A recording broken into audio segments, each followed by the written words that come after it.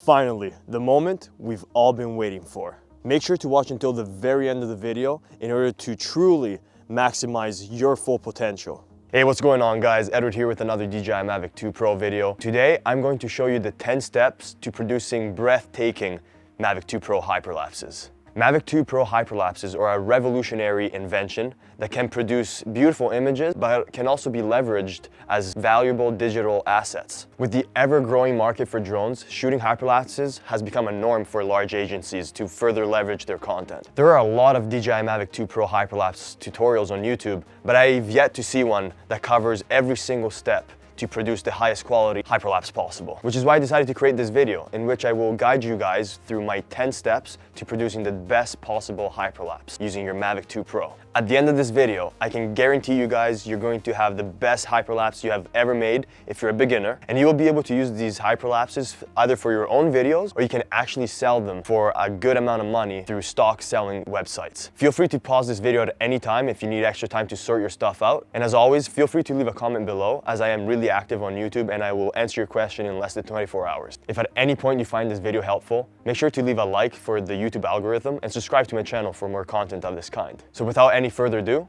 let's jump right into the first step of the video. Wow.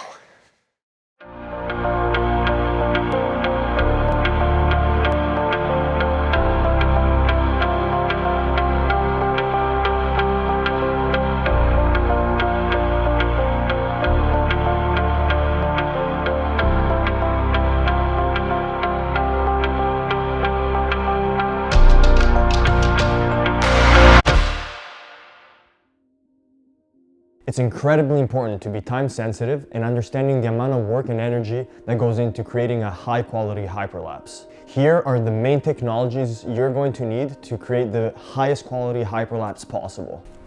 Please note guys, there's no right way to shoot a hyperlapse, there's only the better ways to shoot one. The method I'm about to show you guys next is just a method that I've taught myself to do, which I believe is the most reliable and efficient way to shoot a Mavic 2 Pro hyperlapse. You're going to need your Mavic 2 Pro. Make sure to update it to the latest version if you haven't done so already. Next, you're going to need multiple batteries. Especially if this is your first time that you're going to make a hyperlapse, you're definitely going to waste some time while setting up your hyperlapses and understanding how the drone moves and works during its mission. So I would recommend you show up with at least 2 or 3 batteries in order to take your hyperlapses. Next, you're going to need a 32 to 64 gigabyte micro SD card U3. In order to take the highest quality hyperlapse possible, you need to make sure that you select DNG format. DNG is just the raw form of a picture that allows you to pull out the most information out of your picture as possible. Hyperlapses take really high quality photos, so it's going to take up a vast amount of space on your SD card. But we will get more into DNG format later on in the video. This is optional, but neutral density filters, also known as ND filters, are a crucial component to your hyperlapses. But we will get more into ND filters later in this video. Next, make sure you have the latest version of DJI Go 4 app installed on your iPhone or smartphone. Next, you're going to need to install Adobe Lightroom if you don't have it already. Lightroom will essentially help you organize and merge all the files from the hyperlapse that you took and help you promptly adjust the color correction for every photo without having to go through every single photo individually. This will speed up your work process and make your life a whole lot easier. So make sure you stick around to see how I do that. And last but certainly not least, you're going to need to install Adobe Premiere Pro. After you export all of your images from Adobe Lightroom, you're going to follow a specific method that I use in order to import the edited images into Adobe Premiere Pro. This will ensure you keep the highest quality possible from your previous images and allows you to edit the footage without overly complicating your workflow. Once all of your gear is set up and ready to go, we can now go into the next step. This step is an easy step to neglect because it's already hard enough to remember all the gear and all the settings that you need to nail in pre-production before actually taking the shoot. But weather conditions are an extremely crucial part of your hyperlapse steps because they will determine the quality of your final product. The 2 most important natural elements that you need to look for when you want to fly a hyperlapse are wind and rain. Rain is self-explanatory, it may damage your drone. But wind is a tricky one in a few ways, and let me explain. Number 1, wind may disable you from taking night hyperlapses. In order for night hyperlapses to work, your Mavic must be able to take long exposure photography in order to expose the image properly. Therefore, if you took a hyperlapse during a windy night and you expose your image with your shutter speed, you will notice that every single photo is going to be smudged and blurry. This is because your Mavic's shutter speed is staying open for a couple of seconds, and during those couple of seconds, the wind is moving your drone sideways or laterally or up and down, and this will cause a smudge effect to happen in your photos. The key is to keep the drone as steady as possible. Therefore, try not to fly to make hyperlapses during windy days. Wind is not only bad for hyperlapses during the night, but also during the day. And here's why. In order to create a hyperlapse, you must create waypoints. Point A, B, C, etc. These are GPS coordinates that your Mavic sets up in order to follow a path between each point. Once you activate the hyperlapse, your Mavic is going to follow the path that you set up. In this case, point A to point B. The problem with the wind is that even though your Mavic is following point A and is going to point B slowly while taking photos, the wind is slowly going to shift it away, and that's going to result in a hyperlapse that you did not intend for. And it ultimately results in a product that you're extremely unhappy with and wasted your time on. I've wasted countless hours on this, which is why I decided to make a video like this, so I can potentially reach people that could avoid making similar mistakes to my own. Thankfully, not all is lost. I recommend you guys download Windy. It's an app that I found on the App Store. I can put it right here. And as I previously mentioned on Waypoints 2.0, which you can also find up here, this app is extremely accurate and it gives me the past, the present, and the future wind forecasts. And it displays the visuals of what the wind is going to look like in a very user-friendly way. So go ahead and download that. I'm not affiliated in any way. I just really believe it's a great app. Now that you have all of your software and hardware ready to go, it's time to plan your hyperlapse. I like to use Google Earth Pro to pick my next hyperlapse spot. It saves a lot of time and it prevents running into last-minute issues. Once I pick a location, I will then start writing down the waypoints path that I wish to take. In this case, I also want to make sure to create a beautiful cinematic reveal shot. It's going to require extremely dynamic movement from the drone, which is why it's important to understand how to set up waypoints safely and correctly. I like to take pen and paper and write down the path, the length, the ND filters, and the amount of batteries I will require for my shoots. The best way to get the most natural looking motion blur is by using long exposure photography with ND filters. They essentially act as sunglasses for your lens, which allow you to keep your ideal camera settings. I'm personally going to use neutral density number 16 so I can get a good amount of motion blur without overdoing it. If you're interested into looking into ND filters, I strongly recommend the ones that come from DJI store. These are phenomenal ND filters. Link is down below if you're interested. If you've never installed ND filters before, here's how you do it. So this step is actually quite simple. It may look more nerve-wracking than it actually is. That's because you're clearly messing with the Mavic's camera, and yes, that can be very nerve-wracking for most people. That is why I'm here and I want to show you guys how to assemble and install your ND filters without causing any short-term or long-term problems with your camera's gimbal. So with that being said, let me show you exactly how to install these ND filters. In this case, I said I was going to use ND number 16. So I'm going to grab my filter here and I'm going to put it on top here. That way it stays away from all dusts and particles. What I'm going to do next is I'm going to grab this camera here. I'm going to spin it like that a little bit so that I can get my fingers in there. Once my fingers are in there, all I really need to do is just press firmly without moving the camera around too much. And with this hand, I'm gonna grab the extremities of the filter that's currently installed, and I'm just gonna push down and spin left. That is going to detach the lens, but it's still stuck in there. So all you need to do now is just pull off, and you're left with that. Okay, now what I like to do is I put this in here, away from all dust and particles, and I will grab my ND filter number 16, and I will do the exact same thing, but in reverse. I'm gonna put my fingers here, I'm gonna just put it in place like that, and then what I'm gonna do is I'm gonna push down and spin clockwise, and the filter is now installed. Finally, the moment we've all been waiting for. All right guys, in this step, it's extremely important that you guys remember to calibrate your drone. Because Hyperlapse requires you to set up waypoints, it's going to use GPS coordinates, as I previously mentioned, in order to remember exactly where it is in the world. With that being said, By calibrating the drone, you will ensure that the hyperlapse will be as precise as possible. So let's get it right into that. We want to go in compass and calibrate, and then start. Grab the drone, make sure it's 1.5 meters above the ground minimum in order for it to work. Perfect, now we spin the other way. And there we go. We should now be all set up to go. So the first thing I want to do is go into my little menu underneath the shutter button here, and then go on settings. And the first thing I want to do immediately is format the SD card. As I previously mentioned, hyperlapses take a whole lot of storage from your SD card. And the last thing you want is either running out of space during a shoot or getting your files overwritten. Now that that's done, we can now jump into the creative camera settings. So I'm gonna go back in my menu and go on camera here, and I'm gonna make sure I select photo size 3x2, which is going to use your entire sensor, therefore you can get a 5K finished video.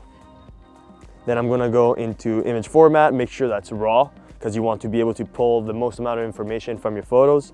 Then white balance. This is a tricky one. In this case, today is quite sunny, but there are clouds that go in front of the sun from time to time, and that might happen during the hyperlapse. With that being said, I'm gonna select on auto white balance because I want the image to adapt every time the sun is covered by the clouds and every time the sun is completely clear of obstruction. Okay, now we are in the exposing part of the settings. As I mentioned before, I want to try keeping my f-stop at 5.6 for the sharpest image possible.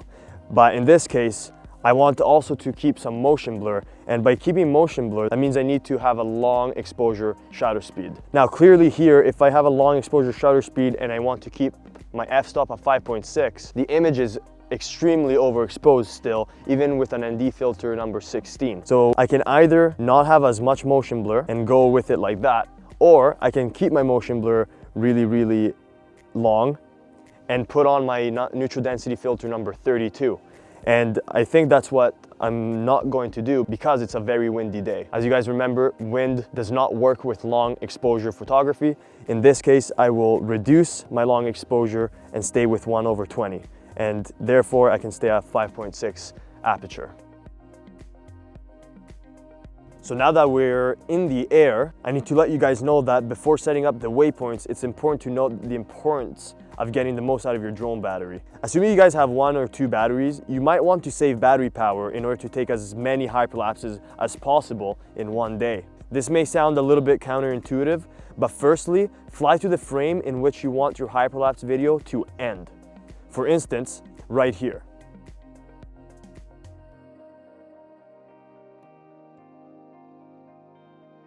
Now I am going to press plus. That is setting up a waypoint. I'm now going to fly to the frame in which I want the hyperlapse video to start. In this case, I want the drone to start from here. So why did I start from the end? Well, after selecting your desired video duration and shot interval, you can now select whether you'd like to start the time lapse from your current waypoints you're at or from the first one set up.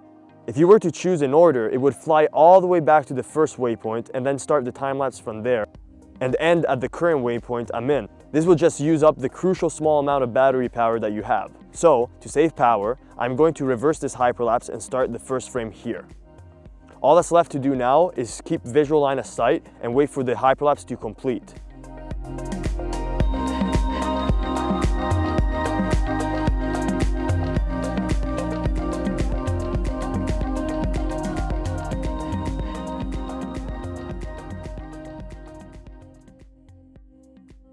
Alright guys, we're back at the studio. I have the Mavic micro SD card here. Your Mavic actually saves a synthesized 1080p 25 frames per second hyperlapse, but the actual gold is in this micro SD card here that I'm going to plug into the computer right now to access the full resolution 5K files. So let's get right into that.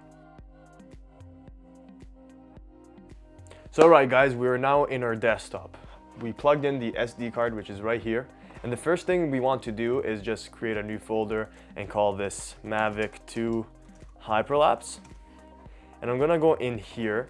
And the most important thing that we can do here, guys, is being organized. Being organized is gonna be the difference between a successful hyperlapse and a mediocre hyperlapse. So inside this Hyperlapse folder, I'm gonna make a new folder and call this raw, which is basically the DNG. So I can call that DNG.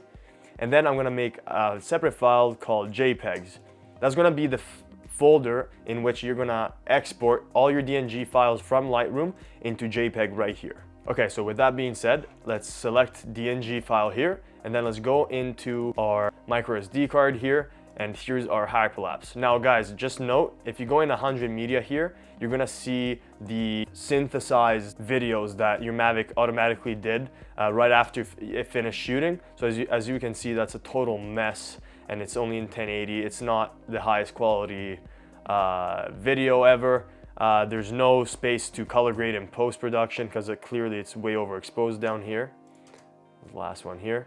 This one's more workable, but again, this is why we're gonna put it in Lightroom and then Premiere Pro to really enhance the potential of these clips. So with that being said, let's go in Hyperlapse. By the way, guys, you can't open these photos sometimes. So if you wanna know which Hyperlapse is which, you can go in 100 media here, and then again, let's do sort by date created or sort by kind. We have 3 here, and I want the last one, which is this one. I want 33, and I want 26. So these are the last 2 that I did. So Hyperlapse, and I want these last 2. See, 633, 633, 626, 626 right here. So these are the 2 ones I want. I'm gonna move these into DNG.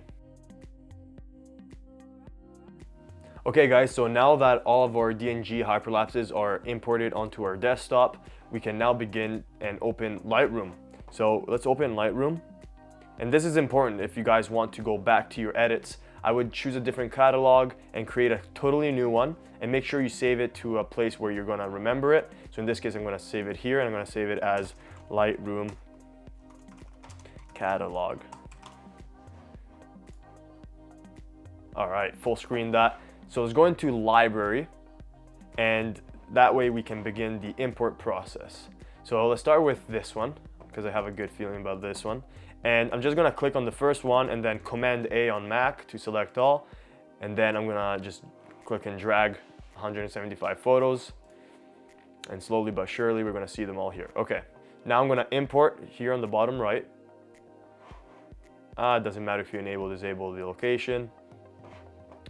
So now 2 operations are happening. So I would wait for that to import and then fetching the previews. But in the meantime, you can go and develop and just wait for this to end here. Okay, now that the previews have finished fetching, let me tell you guys why we're using Lightroom. There's 2 reasons. The first reason is to be able to take advantage of the DNG raw format, to be able to color grade these images like we wouldn't be able to on a video editing software, because these are images and you can really pull out the most out of your image on something like Lightroom as opposed to Premiere Pro. Now the second reason why we're using Lightroom is because once we export these, they're gonna be perfectly laid out for us, and then there's a special way to import these images from the way Lightroom lays them out for you into Premiere Pro to then create a video from the image sequence, and it's really, really easy, so stick around. But now that we have these imported here, literally all I'm gonna do is color grade this first image down here, and then I'm just gonna apply the exact same color grade to the very last one, copy and paste the settings for every single one of them, and then I'm gonna export them. So let's start with the first image. So I wanna add some contrast here. I wanna decrease the highlights a little bit to show the clouds all the way down there. I'm gonna increase some clarity there. I'm gonna increase some vibrance and saturation. Now the image is looking a little too blue for my liking, so I'm just gonna go here, HSL color, select blue, saturation less, right about there. And it's not looking very warm, so I'm just gonna go in red and hue the reds a little bit and saturation, and that looks good. Now I'm gonna increase the shadows a little bit there. I'm gonna make the image a tiny bit warmer, just like that. I'm gonna increase a little bit of sharpening. Again, guys, all of these settings you cannot do to a video on Premiere Pro. or any other video editing software. That's why we're doing this on Lightroom, to kind of cheat it in a way, you could say. So now that I'm going to dehaze a little bit to add that extra contrast, decrease some contrast here. Okay, now I'm just going to go to the very last image, and I'm just going to click and hold on Shift, and then select the last image, release Shift, and then I'm going to sync here, synchronize, and I'm not going to do crop, just sync. There we go. Now let's wait for the settings to paste. There we go. So now let's click on 175, and as we can see, every single image has been copied successfully. So now what we want to do is just Command A. That was it, guys. That was Lightroom. That was the easiest thing ever. Command A, as I just said, then File, Export. So now that you already color graded these, you don't need to export them in a TIFF file format. TIFF is essentially just a better way to export files if you want them in the highest resolution possible and you still want to tweak some of the color grading a little bit here and there. But in our case, we already did that, so we can export them as JPEGs. So with that being said, I'm just gonna click on Choose. Let's go in our folder, Mavic here, and JPEG right here, Choose. And I'm not gonna select this because I already selected a folder I want these photos to drop in. JPEG across the board. Select your drone's megapixels. In this case, it's 24, resolution 300, and you should be good to go. And now you just export. And that is it for Lightroom, guys. So now let's jump into Premiere. All right, guys, so our files have finally finished exporting. So if we go into our folder, JPEGs, we can see them all here. Beautiful. As you can see, you can easily open these now, as opposed to the raw ones. You can't open these at all. So now it's time to open Premiere Pro. Okay, so let's create a new project. I'm gonna browse here and go into our Mavic 2 Hyperlapses, and I'm gonna drop the project file right in this folder. I'm gonna choose here. And now a quick recommendation for you guys. When you wanna render back with your Mac, I would actually choose deprecated. I've personally found it to be faster, and we can title this Mavic 2 Hyperlapse. Click OK. You can see it popped up right here. Okay, now the first thing that you want to do is literally click on this box here, right click, import. This that I'm about to show you is literally the entire key of Premiere Pro. Well, most of it. So I'm gonna click on JPEG and make sure you select the number 1. If you have 001 and then like 7, 4, 3, and it's not in order, make sure to right click and then sort by before you click right click here to do import, because you need these to be exactly consecutive. So I'm gonna click on number 1. In my case, they're all consecutive. And then I'm gonna actually click on options right here and then image sequence.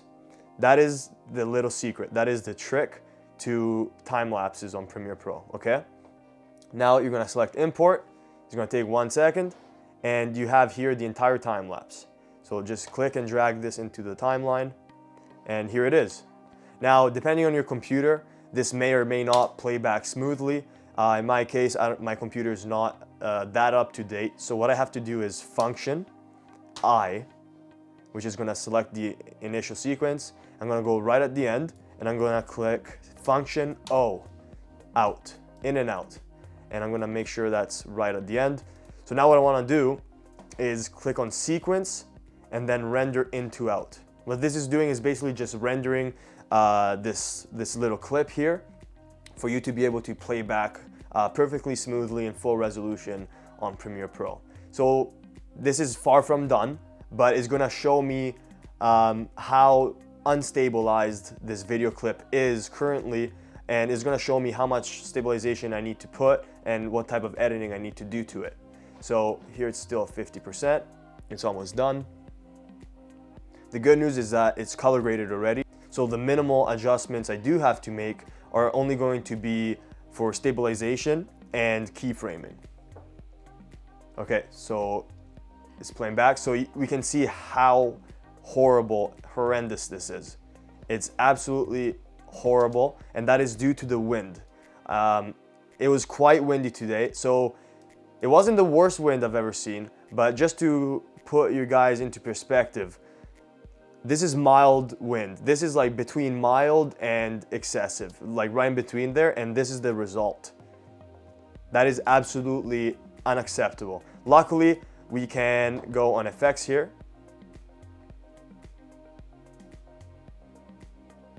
And select warp stabilizer.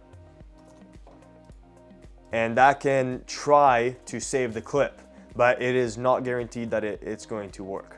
So let's see what happens. Okay guys, so it just finished warp stabilizing this image. I'm not even going to try playing this back, I'm just going to render into out one more time in order to play back the video perfectly.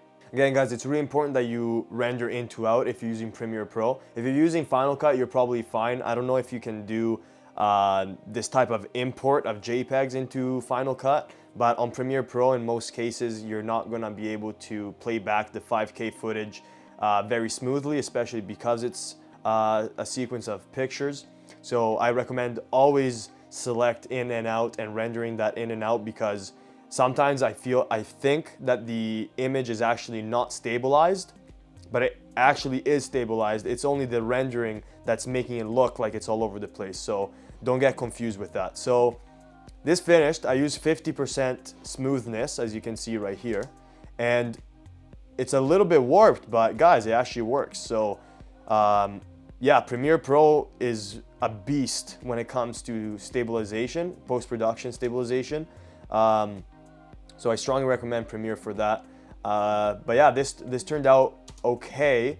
Now guys, imagine if you had a wind-free day and you don't even need stabilization. I mean, that's a whole different level. And one day I will show you guys. Actually, I have an idea. I want to show you guys how to do a day to night hyperlapse. I doubt that you've watched this entirety of the video. If you did, good for you, congratulations. You've just learned as much as I learned in a whole 2 years. So leave a like and subscribe, guys. It really, really means a lot to me, and it helps me keep motivated to make these type of videos. So yeah, the next video is day to night hyperlapse.